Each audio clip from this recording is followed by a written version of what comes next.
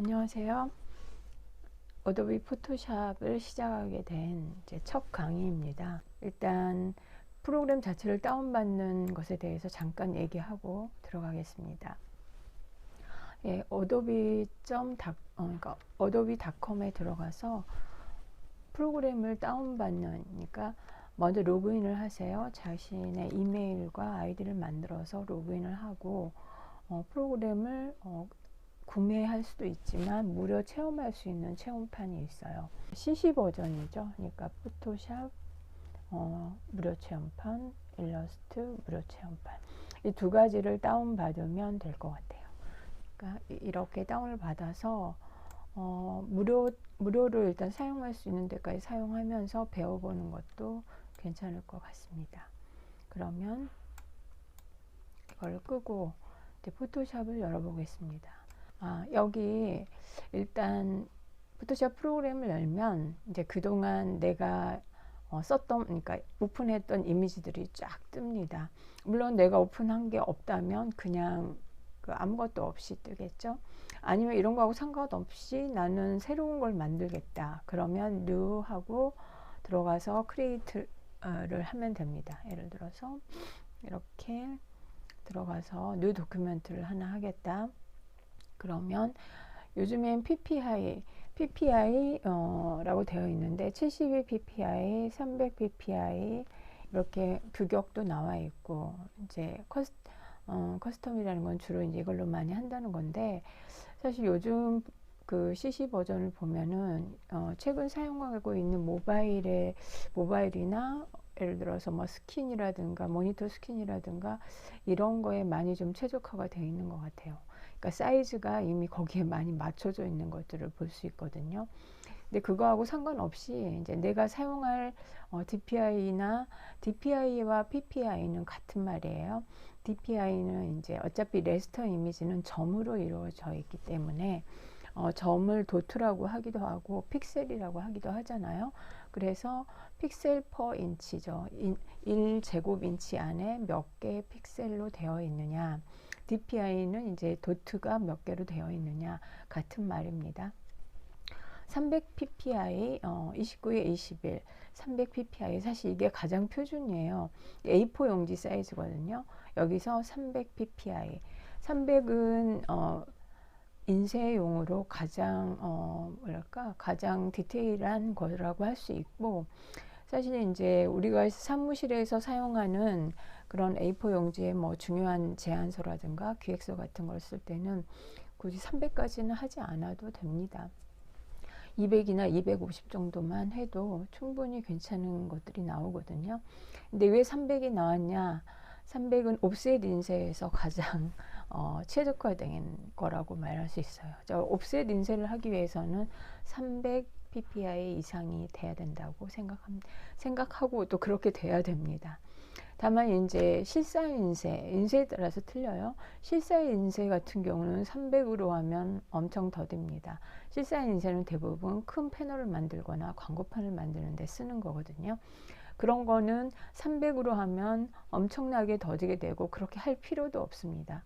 최소 72에서 그다음에 150, 아주 큰 거 같은 경우는 72로 해도 되고, 아주 큰 광고판 같은 경우는, 그리고 어느 정도 좀 디테일한 게 필요하다 그러면 100이나 150.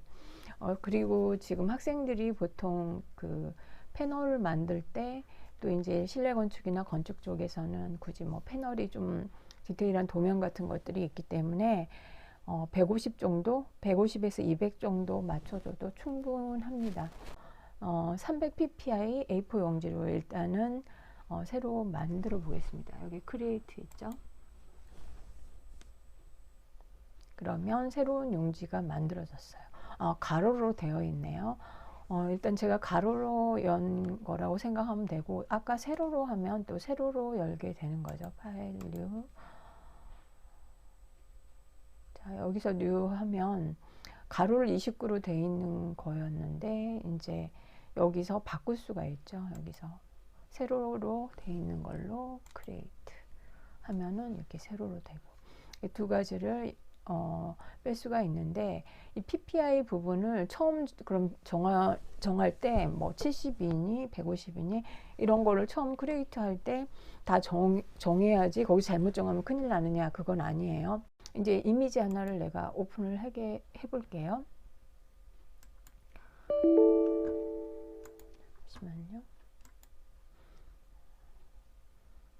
일단 하우스, 이 하우스를 하나 꺼냈어요. 자, 어떤 이미지든 상관없어요. 이 사진을 보면 어떻게 보이지 않는, 그러니까 좀 불편한 것들이 있죠. 이런 것들. 그러니까 좀 없애줘야 될 것 같은 느낌의 그런 게 있고, 또 이 이미지에서 좀 마음에 안 드는 부분이 있다. 나는 좀 하늘이 너무 좀 뭐랄까 좀 더 파랬으면 좋겠는데 좀 연하다, 뭐 그런 것들.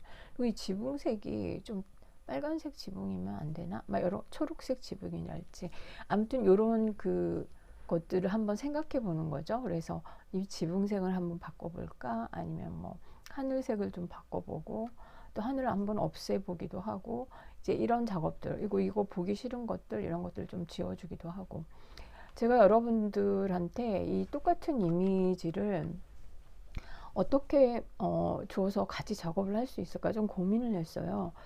그런데 똑같은 이미지를 줄 수 있는 방법은 따로 없고, 무료 이미지 사이트 같은 경우에는 뭐 인터넷에서, 그러니까 뭐 네이버나 이런 데서 하우스, 집에서 이렇게 이미지를 검색하면 많은 유사한 집들이 나와요. 그래서 그 중에 하나 가지고 여러분들이 기능을 좀 따라서 해도 상관은 없고, 또 혹여 정말 똑같이 이렇게 정확하게 작업을 해보고 싶다 하시는 분들은 저한테 따로 이메일을 주시면 내가 한 이 이미지를 그냥 그대로 보내드릴게요. 자, 제일 먼저 이미지를 가져온 이미지에 대해서 모드라고 해서 이 모드를 바꾸고 또 이미지를 조정해 주는 거, 이게 좀 가장 첫 번째 것이거든요. 자, 포토샵은 말 그대로 사진을 조정하고 가장 최상의 이미지를 만드는 것에 초점을 둔 그런 프로그램이라고 볼 수 있습니다. 자, 이게 툴과 메뉴와 이쪽은 어떻게 보면 패널이라고 볼 수 있죠. 그래서 이쪽에서 그 지정된 것에 대해서 여기서 좀 더 자세히 선택할 수 있는 그런 거라고 볼 수 있겠죠. 여기 지금은 이미지 모드. 사실 이미지 모드는 RGB 컬러가 있고 CMYK 컬러가 있어요. 자, 여기 랩 컬러도 있고, 그다음에 그레이스케일도 있죠. 비트맵도 있는데, 자, 여기서 지금 가장 중요한 건 RGB, CMYK죠. RGB는 빛의 삼원색이고, CMYK는 어때요? 생료의 삼원색에 K, 블랙이 들어간 거죠. 우리 미술 시간에 많이 배웠을 거예요.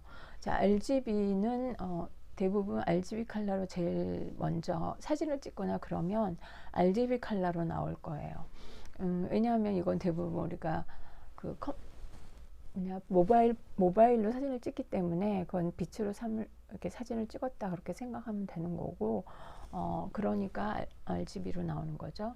그럼 RGB는 사실은 홈페이지, 이미지상으로 왔다 갔다 이런 서로 커뮤니케이션을 한다거나 SNS 올린다거나, 뭐 또 컴퓨터나 아니면 모바일의 스킨 이런 작업을 할 때, 그러니까 그렇게만 쓰일 때는 RGB로 하면 돼요. RGB 같은 경우는 그 어떻게 보면 좀 더 선명하고 빛으로 이루어져 있기 때문에 좀 더 선명한 것들이 좀 있어요. 그래서 화면에만, 모니터 상에만 있을 때는 RGB로 하면 된다, 그렇게 생각하면 되고, 여러분들이 이거를 이렇게 기획서는 뭐든 만들어서 출력을 해야 돼. 그러면 무조건 CMYK로 하는 게 좋습니다. 그러니까 모두 CMYK. 일단 오케이, CMYK로 바꿔보겠습니다. CMYK로 바꾸면 약간의 색채 차이가 조금 나기는 해요. 하지만 이미지를 조정하거나 작업을 할 때는 CMYK로 하는 게 조금 더 조정이나 이렇게 변화를 주는데 좀 더 쉬워요. 그건 조금 이따 여러분들이 어저스먼트 할 때 알 수 있을 거예요. 자, 여기 보면 이 이미지 자체를 배경 이미지로 좀 쓰려고 해요. 이것을 배경 이미지로 쓴다. 그럼 PPT나 아니면 패널에 텍스트가 들어가고 여러 가지 설명이 들어가는데 화이트 돼 있는 그런 곳에 하얀 곳에다가 그냥 텍스트만 쓰기 좀 뭐하다. 그냥 그 배경에 쫙 깔아주는 이미지가 있으면 좋겠다. 그럴 때 요 배경으로 뭐 꼭 집이 아니어도 다른 것도 마찬가지죠. 어떤 이미지로 배경을 만들 수 있다는 거죠. 그래서 그 배경을 만들기 위해서 한번 작업을 해보는데, 자, 여기서 이미지 방금 모드를 CMYK로 바꿨어요. 왜냐하면 출력을 많이 하기 때문에. 그리고 이제 저는 학생들한테 패널에 들어가는 패널 작업을 하는데 또 여러 가지 작업을 시키기 때문에 패널의 배경이 될 수 있는 그런 이미지 작업으로 이걸 먼저 시키면서 포토샵을 익히게 하는 과정을 두거든요. 그리고 이제 CMYK 랩 컬러 같은 경우는 이제 이런 거는 굳이 알 필요는 없을 것 같아요. 이거는 이제 색광 뭐 광원이라고 해서 광원의 색에서 나온 건데, 지금 여기서는 CMYK, RGB 그리고 그레이스케일. 그레이스케일은 말 그대로 그레이예요. 그냥 굳이 설명 안 해도 아실 거고, 이제 굳이 그레이스케일까지는 아니지만 채도를 빼주는 그러한 조정도 있으니까 조금 이따 보시면 될 것 같고, 자, 여기서 조정 부분을 들어가기 전에 먼저 하고 싶은 게, 또 해야 하는 게 이미지 사이즈를 보는 거예요.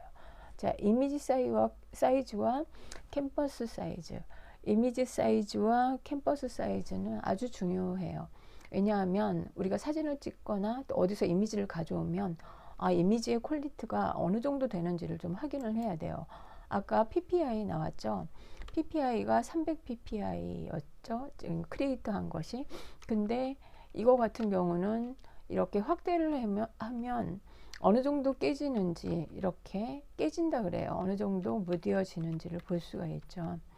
왜냐하면 우리가 이미지를 쓸 때 퀄리티가 좋은 걸 쓰려면 이미지 사이즈를 확인을 해 봐야 돼요. 그래서 이미지 사이즈, 자, 들어갈게요. 이미지 사이즈 보면 이렇게 되어 있죠. 43 센티미터. 이거는 센티미터로 해도 되고 인치로 해도 되고 밀리미터로 해도 되고. 근데 여기서는 그냥 센치로 하는 게 알기 쉬우니까 센치로 할게요. 자, 센치가 43.8이고 그다음에 높이가 27.1 이렇게 나와 있는데, 지금 PPI를 보면은 72예요.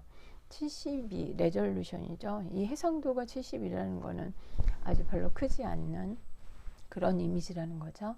그러면 해상도는 우리가 레이저 인쇄 뭐 이런 걸 생각하면 한 200, 최소 150에서 200 정도는 돼야지 아마 그래도 이미지가 괜찮게 나올 거예요. 아마 물론 디테일한 거는 좀 250 이 정도로 하면 될 것 같고,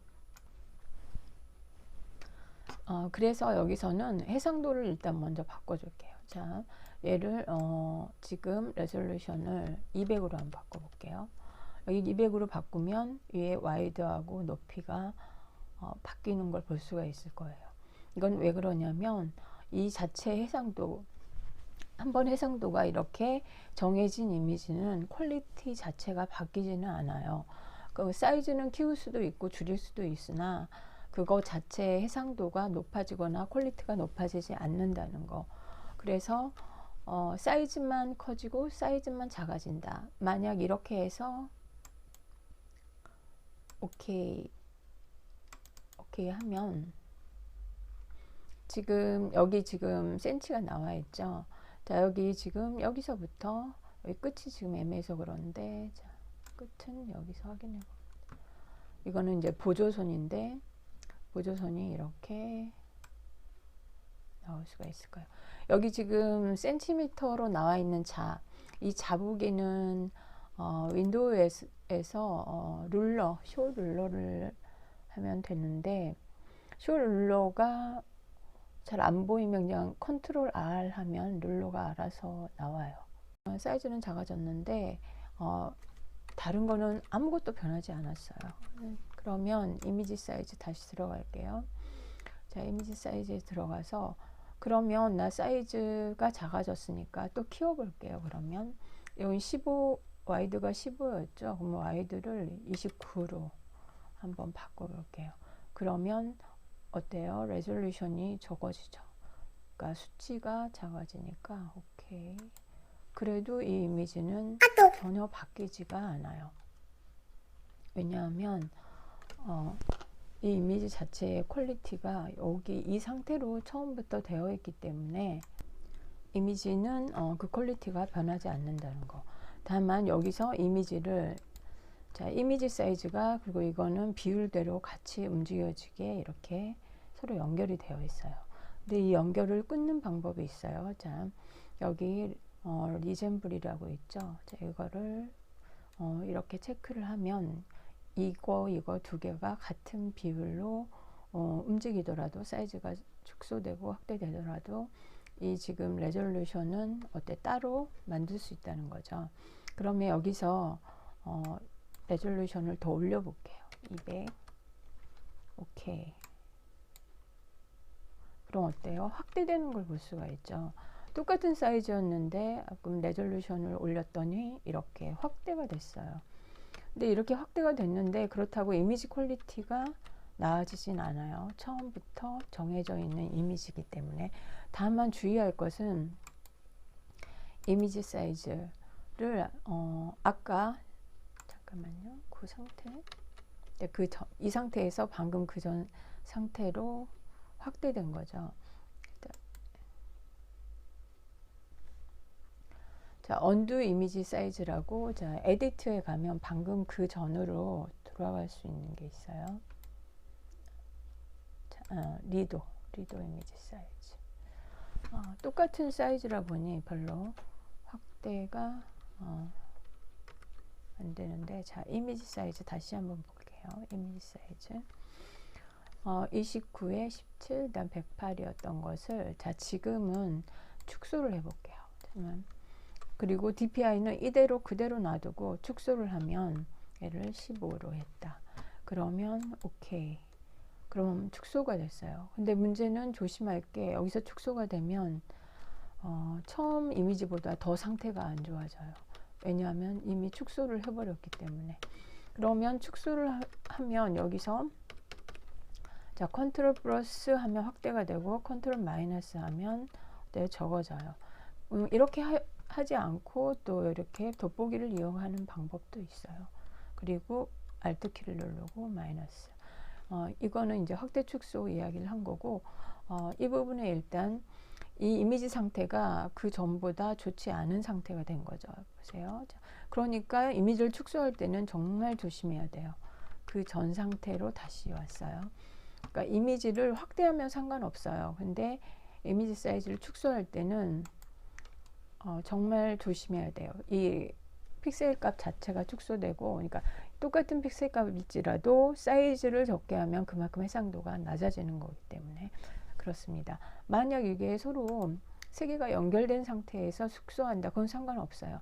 왜냐하면 사이즈가 적어지면 레졸루션이 높아지게 되어 있기 때문에. 만약에 15로 하면 200으로 되잖아요. 그러니까 이 지금 세 가지가 같이 연동이 되는 것에 대해서 여러분들이 지금 이 메커니즘을 좀 잘 이해를 하는 게 좋을 것 같아요. 그리고 여기서 지금 이제 이 작업, 배경 작업을 하기 위해서는 조금 이미지를 확대를 해놔야 돼요. 왜냐하면 이거 자체 퀄리티는 이대로지만 다음 작업이 조금씩 들어가거든요. 그러면 다음 작업이 너무 픽셀 값이 안 좋게 들어가면 좀 이미지 퀄리티가 낮아지겠죠. 그러니까 이 다음에 추가되는 작업을 조금이라도 괜찮게 하기 위해서, 좀 더 나은 이미지를 만들기 위해서는 좀 약간은 확대를 해놓고 하는 작업 하는 게 좋아요. 자, 그러면 아까 200으로 한 상태에서 여기를 29, 자, 여기 이 부분을 끊어줘야 되겠죠. 그리고 여기를 200 이렇게 해서 확대를 할게요. 그런데 지금 확대가 약간 많은 것 같으니까 좀 큰 것 같아요. 너무. 그래서 15 이렇게. 이렇게 맞춰서 자, 이렇게 사이즈를 바꿨어요. 이 상태에서 자, 캔버스 사이즈를 늘려 볼게요. 이미지 사이즈, 캔버스 사이즈. 자, 캔버스 사이즈는 이미지 자체하고 상관없이 도화지 크기를 크게 한다. 그렇게 생각하면 될 것 같아요. 그래서 이 이미지를 가운데 놔두고 지금 24.23에 15로 되어 있죠. 그럼 이것을 24가 아니라 한 29, 그리고 15는 20. 지금 여기서는 뭐 같은 비율로 움직인다 그런 게 없이 그냥 내가 지정한 대로 돼요. 이런 식으로 일단 해볼게요. 그래서 이 이미지 자체를 가운데 놓을 건가 왼쪽에 놓을 건가 이런 걸 지금 정하는 거거든요. 그래서 이미지를 가운데 놓고 사방으로 해서 똑같이 띄워서 키울 것이냐. 자, 이렇게 키워지죠. 그러면 컨트롤 Z 하면 다시 해볼게요. 이미지 캔버스 사이즈. 자, 이미지를 아래쪽에 놓고 29, 20, 21 이렇게 돼요. 이렇게 왼쪽 놔뒀으니까 위하고 오른쪽으로 이미지가 캔버스가 커지는 거죠. 그러면 컨트롤 마이너스 해보면 이렇게 이미지가 나오죠. 자, 이미지를 어디에 놓느냐 그거를 이제 캔버스 사이즈에서 보는 거죠. 내가 종이를 좀 더 크게 하고 싶은데 내가 지금까지 그린 그림을 어디다 놓고 크게 할 것인가 이거죠. 자, 이 상태에서 어저스먼트를 한번 설명을 해줘 볼게요. 이미지. 자, 이미지 아까 모두는 얘기를 했고 이미지에 여기 보면 어저스먼트가 있는데 조정한다는 말이죠. 자, 조정인데 여기서 이 이미지 자체가 내가 사진을 찍었는데 조금 마음에 안 든다. 여기가 약간 뭐라고 해요? 너무 밝다 아니면 너무 어둡다. 이럴 때 이제 쓸 수 있는 방법이에요. 지금 캔버스 사이즈를 늘려놓은 거 말고 잠시만요. 이 상태에서 얘기를 하는 게 더 맞을 것 같아요. 자, 요 상태에서 얘기를 할게요. 자, 그리고 레이어를 좀 열어놔야 될 것 같아요. 자, 왜냐하면 레이어 여기 보면 잠겨 있어요. 레이어는 처음에 이미지를 꺼내면 이미지가 항상 레이어 상에 잠겨 있는데 이거는 사실은 좀 열어놔야 돼요. 이렇게 더블 클릭하면 레이어 0이라고 나올 거예요. 여기에 배경 아니면 뭐 하우스 이렇게 좀 해놓는 게 좋아요. 그래서 하우스 하나 이렇게 레이어 이름을 해놓을게요. 그리고 이 상태에서 이미지 모드 말고 어저스먼트 가볼게요. 자, 어저스먼트에서 중요한 거 몇 개만 알면 충분히 할 수 있고 나머지는 이제 좀 더 고급 들어갈 때 여러분들이 이제 쓰면 될 것 같아요. 근데 생각보다 많은 거 안 써요. 한 3가지, 4가지 정도. 자, 가장 많이 쓰는 거 커브를 먼저 알려드릴게요. 물론 레벨도 쓰지만 커브가 가장 중요해요. 커브라는 건 뭐 한글 버전에는 곡선 막 이렇게 나오던데 아무튼 그거든 이거든 간에 자, 이렇게 위로 올리면 선명도가 높아지죠.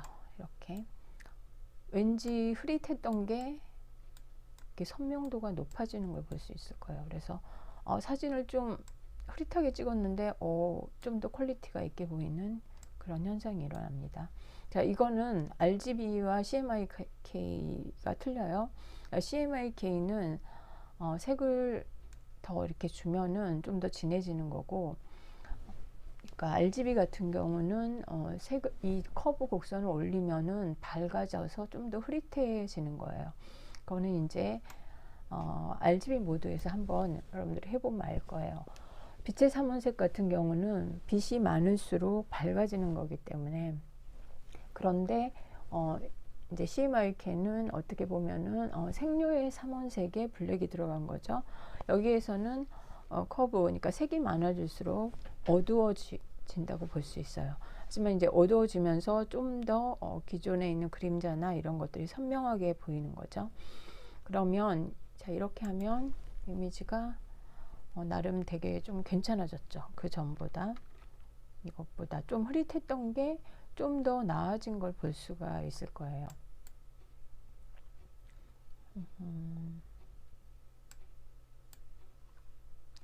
아, 이게 버전이 업데이트 되면서 좀 이 부분이 제가 좀 이렇게 불편한데, 아무튼 여기서 다시 커브를 해볼게요.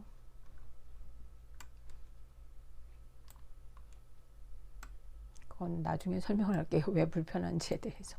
자, 이거 다시 한번 커브를 해보고, 또 이 커브를 이렇게 할 수 있는데, 이 레이어를 하나 복사를 할게요. 자, 레이어를 복사하는 방법은 쭉 가져와서 이렇게 하나를 하면 더 복사가 되고, 또 뭐 그렇게 하기 또 모르겠으면 오른쪽 버튼을 눌러서 듀플리케이트 레이어를 그대로 하나 더 복사하겠다. 그러면 이렇게 나와요. 자, 하나의 레이어를 복사하면 카피라는 말이 나와요. 하우스 카피. 그런데 또 똑같은 걸 한 번 더 한다. 그럼 하우스 카피 2라고 나와요.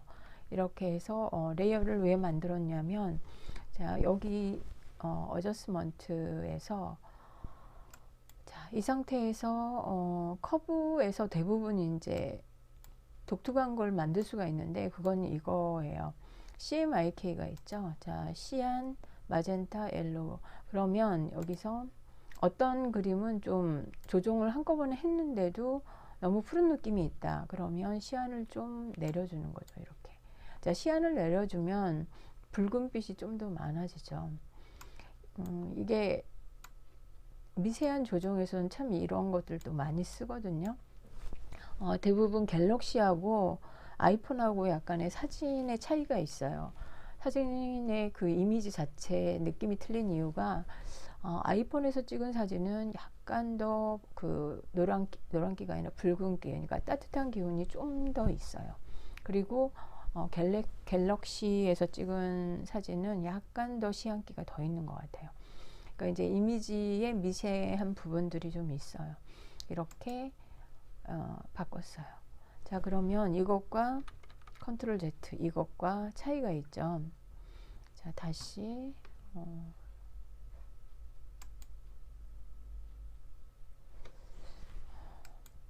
자, 이 상태로 보면은 이것과 이거 미세한 차이지만 좀 볼 수가 있을 거예요. 자, 그러면 이것과 자, 이거 같은 경우는 커브에서 CMYK 자, 마젠타, 옐로우기를 높인다. 그러면 전체적으로 옐로우가 많아지는 걸 볼 수가 있을 거예요. 근데 옐로우기를 낮춘다. 그러면 조금 더 시안과 마젠타가 많아져서 조금 따뜻한 기운이 좀 없어져요. 이렇게. 그러면 이거를 한번 비교를 해보죠.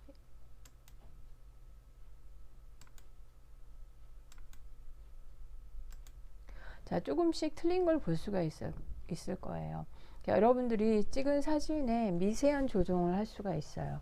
이게 RGB 상에서 조정하기는 좀 쉽지가 않아요. 근데 CMYK에선 시안이나 마젠타 그리고 블랙도 따로 선택을 해서 할 수가 있으니 조정하기가 용이하죠. 그러면 이제 다시 볼게요. 레이어 같은 경우는 맨 위에 있는 레이어만 보인다는 거. 그리고 여기 눈 표시가 있으면 눈 표시를 이렇게 꺼주면 이렇게 앞에 게 아니라 이제 눈이 켜져 있는 레이어만 보여요. 이렇게. 자, 여기에 커브에서 설명을 많이 하게 됐네요. 자, 그러면 원 이미지예요. 자, 여기서 커브 설명 끝내고, 자, 이미지 어저스먼트에 또 중요한 거. 중요하지만 아주 그냥 손쉽게 간단한 조정을 할 수 있는 거. 사실 이거는 요즘에 파워포인트에서도 다 할 수 있는 거예요. 브라이트니스, 컨트라스트. 그냥 밝기와 컨트라스트를 쉽게 그냥 정해줄 수 있는 거죠. 쉽게. 아까 커브 같은 경우는 상당히 좀 세밀한 작업이라고 볼 수 있죠. 그러니까 이미지에 대한 감각이 상당히 있게 되죠. 커브 조정을 하게 되면 이미지 감각을 좀 늘릴 수가 있어요. 근데 이제 브라이트니스 콘트라스트는 사실은 좀 단순하게 조정할 수 있는 그런 거라고 생각하면 돼요. 그래서 여기 보면 이렇게 지금 콘트라스트 조정한 거랑 그 다음에 잠깐만요. 언더 콘트라스트 이거하고 이렇게 좀 확인을 해보면 되고, 이미지 어저스먼트 그 다음에 브라이트니스 콘트라스트에서 이걸 너무 밝게 하면 많이 밝아지죠. 어두워지고, 어두우면 이 정도로 어두워지고, 이렇게 많이 어두워지는 여러 가지를 여러분들 한번 시연을 해보는 게 되게 중요해요. 물론 여기 오토라고 있어요. 오토. 알아서 그냥 이렇게 조정해 주는 거예요. 그러니까 한마디로 말하면 AI가 그냥 해준다. 이 프로그램 자체에서 이걸 그냥 이미지를 인지한 대로 가장 적절할 것 같은 거를 알아서 조정해 준다. 아까 커브에서도 오토 커브 있어요. 근데 이제 오토 커브로 맞추면 내가 생각한 이미지하고 좀 다른 경우가 많아요. 자기가 직접 하는 게 가장 좋습니다. 그리고 또 하나 이제 이 세 가지 정도는 어저스먼트에서 꼭 알아줘야 되는데, 또 하나 자, 휴라고 있어요. HUE. 휴 HUE는 자, 색상, 명도, 채도 이렇게 생각하면 될 것 같아요. 자, 이게 색상, 휴, 그다음에 채도, saturation, 라이트니스, 명도. 그래서 이거는 독특한 게 색상을 자꾸 바꿔줄 수가 있어요. 이렇게 막 돌아가면서 이 전체 색감 느낌 자체를 이렇게 바꿔줄 수가 있는데, 이건 아주 특수한 경우에 쓰겠죠. 뭐 특이한 이미지를 만들고 싶다. 뭐 예를 들어서 아트 작품처럼 한번 만들어 보고 싶다. 뭐 콜라주 같은 거 해보고 싶다. 그럴 때 막 이런 거를 해볼 수 있겠죠. 이거 좀 이제 미세한 조정에서도 약간은 쓸 수는 있어요. 뭐 이렇게 하늘에 약간 보랏빛 나게 뭐 이런 식으로 조정을 할 수도 있어요. 약간 이국적인 느낌 뭐 이런 것들 그렇게 할 수가 있고, 이제 여기서 좀 가장 많이 쓰는 건 사실 이거 세츄레이션, 채도를 좀 빼주는 거예요. 아까 그레이스케일에 유사하게 할 수 있다는 것이 바로 이거거든요. 자, 이렇게 채도를 좀 빼준 이미지는 바탕에 깔아주기가 좀 좋죠. 왜냐하면 그 자체가 튀지 않으면서 배경이 될 수가 있으니까. 그래서 세츄레이션을 많이 써요. 배경 작업할 때. 그리고 이러면서 라이트니스를 좀 올려줘요. 많이 올린다. 그럼 이 위에 텍스트 같은 거 써도 충분히 다 보이거든요. 그러니까 물론 이것만 가지고 또 되는 게 아니라 또 옵시티도 같이 줄 수 있으니까 얼마든지 조정이 가능하거든요. 이따 다시 한번 작업할 때 보면 아실 거예요. 자, 이렇게 라이트니스, 세츄레이션, 그 다음에 휴에 대해서 알아봤어요.